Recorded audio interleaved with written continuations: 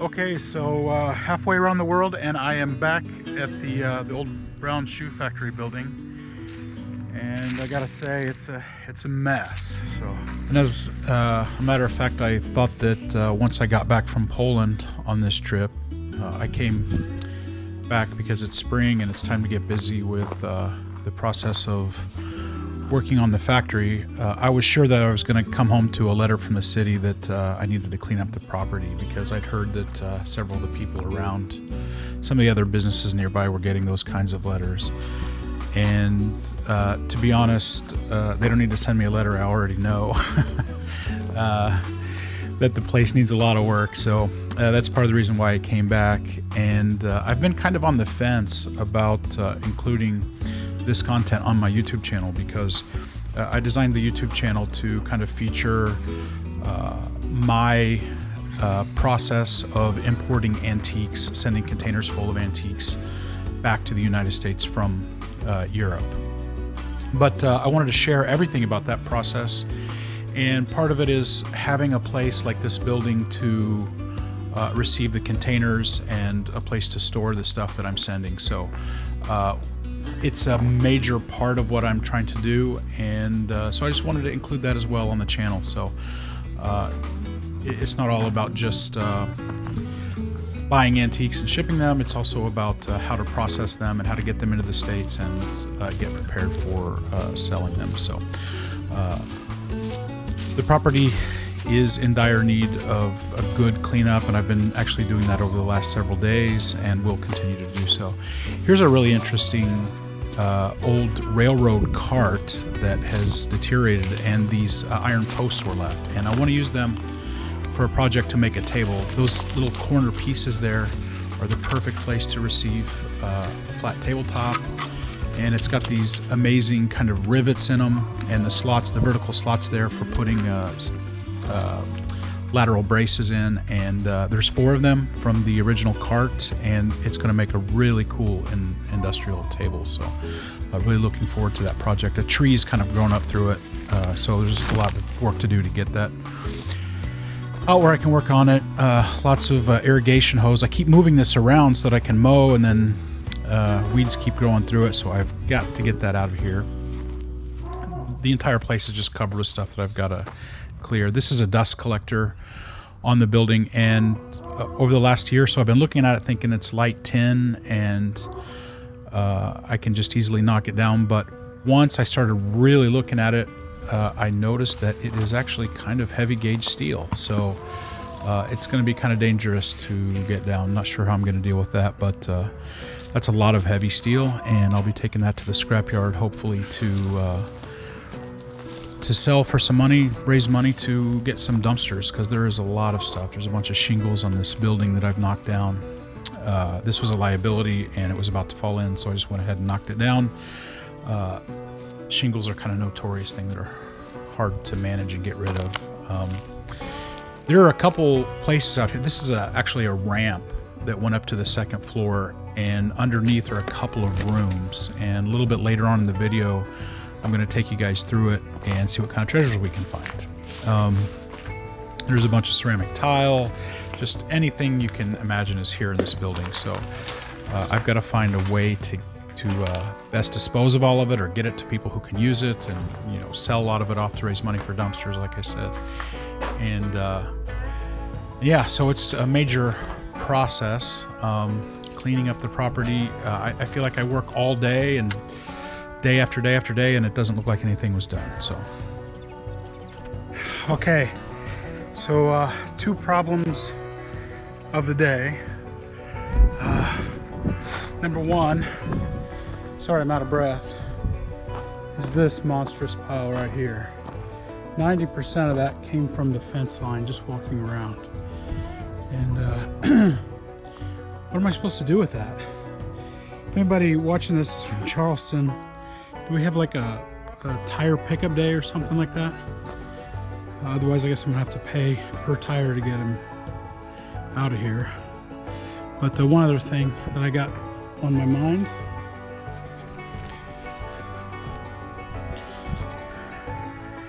and that's over here. We have some groundhogs, like a lot of them. It's like a groundhog city. And these suckers are fat, happy groundhogs. I mean, they're big and fat and they're really slow. And you can see there's just hole after hole after hole after hole after hole. And I need to figure out what to do about them. So if anybody knows a humane way to transplant them to another place, let me know how to do that. They're so fat and slow, I thought about smoking them out and then just throwing a blanket on them. But the tunnel system here is so intricate that I'm not sure smoking them out would work. It's like they got a whole underground city there.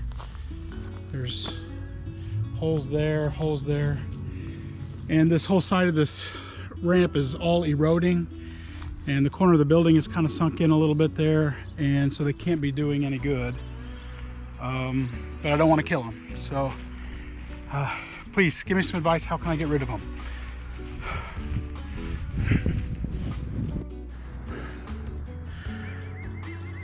Okay, so it's springtime, and all the animals are having babies and stuff, and I just actually was mowing out here, and fortunately I don't think I killed any, but there's a little nest of baby rabbits that I mowed over, and I'm not sure exactly what to do. Obviously the mom took off, and actually I can't even find it at the moment. Where did it go?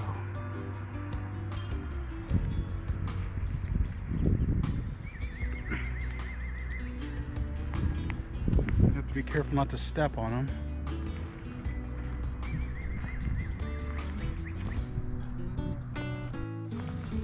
Oh, here they are.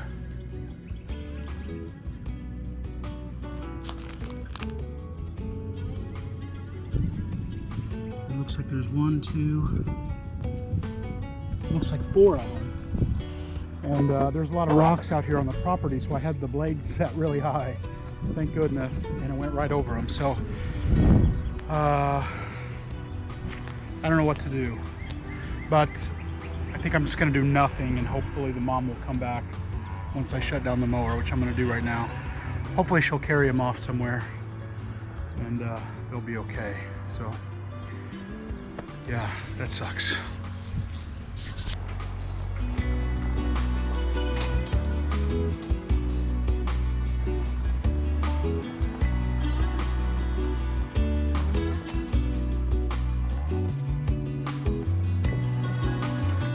Okay, so the burning question, I'm sure, in the minds of everybody watching this video is, what does Charleston, Illinois look like from 65 feet up in the air? And there you have it. I'm up on the top of the building here. In the distance you can see another old building that's in disrepair. I think the roof has fallen in on that one. I'm not sure what's going to happen with it. But yeah, I'm up here on the roof because we've got some leaking going on. Actually, a lot of leaking that I got to get addressed. This whole building needs a new roof on it, which is super expensive, as you can imagine. And it's 400 feet long and about 50 feet wide, and then there's these couple of these little additions here too. So the patchwork that's already been done in the past down there is actually visible from Google Earth, so that lets you know about the status of the situation. So sorry about the wind, I'm trying to block the microphone. And when they put this metal roof up here, they didn't have segments of roof that would stretch all the way across, so the entire 400 feet length of the building has a seam running down, and it's leaking everywhere along that seam. So my plan is just to stop the hemorrhaging so the building stops deteriorating, and I want to patch this just temporarily until this summer, where I can start actually putting a better roof on it. And my plan is to it's 400 feet long, so I want to do 100 feet per year for the next 4 years. So because it is super expensive, so I don't even want to go there. But yeah, so I'm up here doing a stopgap until June, when the rainy season's over, and we'll do our first 100-foot section at that point. So you can see what somebody's done in the past trying to deal with the situation, and it's not a professional job, to say the least. I'm not a professional myself either, but I feel like I'll be able to get it stopped enough where the building will be dry until June. There is something over here I wanted to show you. This is the old elevator, and I hope it's not too dark. Oh yeah, look at that piece of equipment. And it's pretty amazing looking. As I was told by multiple sources, this thing up until recently was working. The main elevator for the building actually worked, but there's currently no three-phase electricity to the building. There's a replacement motor over there. Not sure if that's a replacement motor or that's the replacement motor and that one doesn't work. Not sure. But word has it that the solenoid went bad and they took it to somebody to get repaired, somebody who kind of knew about it, and that person passed away, and it seems to be, the part seems to be lost to time. So not sure what we're going to do about that, but that is not a priority at the moment. So good news, I've got an update on the bunny situation. I was walking by here, and yesterday, this is the next day by the way, yesterday I went home and looked at Google and tried to find out how mother rabbits raise their young, and excuse me for going slow, this is extremely high and I'm not great with heights. How mother rabbits raise their young, and apparently it's not a very pleasant childhood for young rabbits. The mom only comes by twice a day, and which was kind of a relief for me because I noticed that after we'd mowed the area, mom was gone. So, but as it turns out, that's kind of natural. And so what I did was, I don't think you can see it, but I pulled some brush. Actually, let's go down there and I'll show you down there. Okay, so there's the little brush pile there. I brought some brush over because, well, actually there's a little juvenile owl that lives up in the 3rd floor. And as much as I like that owl and would like him to have dinner, I felt like I owed the bunnies some protection after mowing their home. So I pulled this brush over here, and the bunnies were here this morning, and then I saw Mama hopping around here. So I'm hoping, let's go check.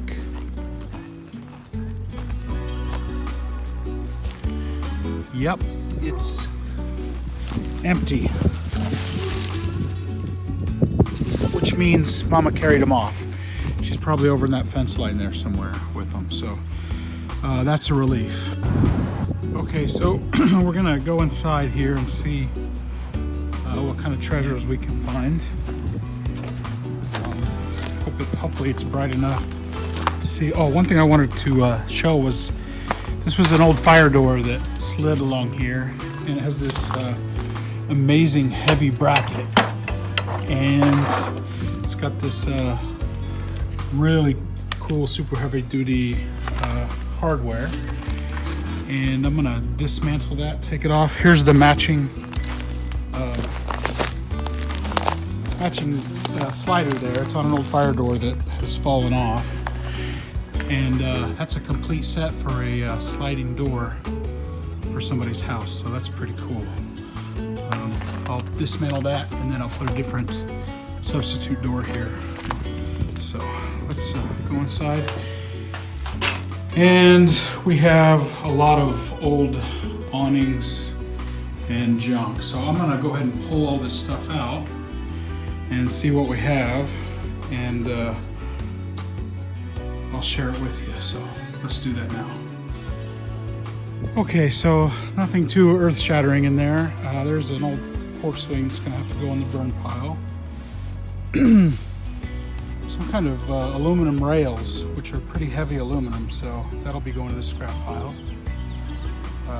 Here I've got a marble sink top, which is pretty cool. It's got the vintage fittings on it and a small little raised profile there for keeping your soap on the sink. Don't want to be dropping the soap. So here's a pretty cool old vintage bathroom sink. I don't know if that could be used maybe as a bird bath or something in the garden. The fittings aren't complete, but this old factory is full of old plumbing fittings, so that'd be okay. Canvas bag. I looked to see if there was any kind of military writing or anything on it, and there's a hole in it, so not sure what I'm gonna do with that. This bucket is too far gone. Hole in the bottom. A couple different old car parts. Not sure what I'm looking at. And here's some kind of a component there. And component to a really old car there. And old transmission fluid case. And I think this is an old component to a car bumper, but I'm not sure about that either, so not sure what that is.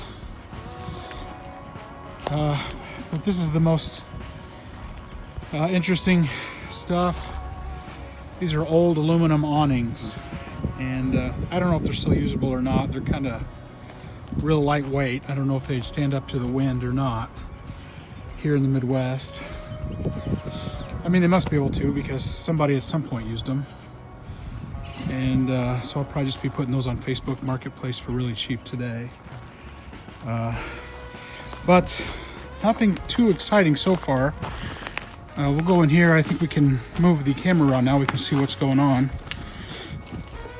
There's an old door, but it is unfortunately, it's been stored flat and used as a table, and it's all warped now. So here is a transfer case or a transmission to an old car, and lots of scrap metal and old toilets and old sinks. So that is pretty much it. Here's some metal covers for old heaters, radiators, and that's it, except for this old rack that's falling apart. But there's some really heavy 1.5-inch thick boards on it, which I'll probably go ahead and salvage those, so, because they're pretty cool. But other than that, there's not a whole lot in here except stuff that needs to be taken to the scrapyard and or the landfill. So let's go check out the other. I've got higher hopes for it. Okay, so through the magic of video editing, 2 hours have flown by, and I've been working pretty hard. I have definitely, for sure, stumbled upon a rich vein of scrap metal. There's a bunch of metal in here, and it's really good because it's all gonna go to the scrapyard, and it's gonna help pay for dumpsters. So let me show you kind of where we're at the moment. So I've been just kind of tossing stuff out of that back room out here where I can get it, and I've got another pile outside there. But as you can see, there's a whole bunch more in here. I've got to separate it. What's the heavy gauge steel, and another pile for baling tin. So that'll be happening this week, and hopefully this room will be kind of cleaned out. Let me bring you out here and show you a few of the things that I did uncover. So, found a cool clawfoot bathtub cast iron piece. It's really got a interesting patina and color to it. Hopefully I'll find the other three once I start pulling the metal out of there. And I also have a little guardrail system, which will probably go to the scrapyard. I don't have a use for that. So there's a bunch of old screen doors here, and most of them are too far. Actually, as a matter of fact, all of them are too far gone. But there are some kind of interesting elements that I'd like to pull off of the doors. This one, for example, has some really interesting hinges, some period hinges and hardware and stuff. So I'm gonna go through there and see what can be salvaged from that. And old cart here. There was an old baker's table, but it was just way too far gone. But I thought what I'd do is take these legs and cut them off, and they'd make pretty cool, chippy little candlestick holders. So make a little project out of that. Some more metal, and there are 3 10-speeds, probably all from the 70s, so they may not be too interesting, but I'm sure somebody will take those off my hands. And then there is the most interesting find of all. There's a local company that makes steel components around here, and there are about 100 of these green metal shells. They're really old, and they're pretty cool. So let me show you what we can do with them. Try to get the camera back far enough so you can see what's going on here, but they're built at an angle, so they can be put over a window, like a basement window or something like that. But okay, so kind of hard to get the camera back far enough, but they're built at an angle with little tabs there that you can bolt them into a wall, and they can cover a window, or they can be, let me see if I can turn it upside down, and you can throw stuff in them for storage. Throw your socks or dirty undies in them. And the cool thing is that there are hundreds of them in there piled up. So I've got a really cool idea for them. I'm thinking that I can use them as flower boxes under the windows out front. So they're really cool because they're industrial. They're the same color green that's on the window frames. And they'll be a really interesting kind of upcycle for the building. So there are windows all the way along here, and we can do the same all the way around the building with it. Okay, so that's pretty much it for today, but before you go, my next video is gonna be hunting down all of the really cool industrial salvage, so architectural salvage, because there's a lot of places in the building where there's really interesting things in the corners that nobody is ever going to see, or there's things that will never be used again. So I want to get those and go through the whole building and get really cool stuff out. So be sure to check back and see what we find there. As a quick example before we go, here is a really cool old water pump, or water valve, I'm not sure. It's really cool because it says 1918 on it. So this building was built in 1919, so this is 100% original to the factory since it was built. And there are several items like that around the factory. We're gonna go through, pick out the coolest stuff, and save them. So be sure to check back. So see you guys soon.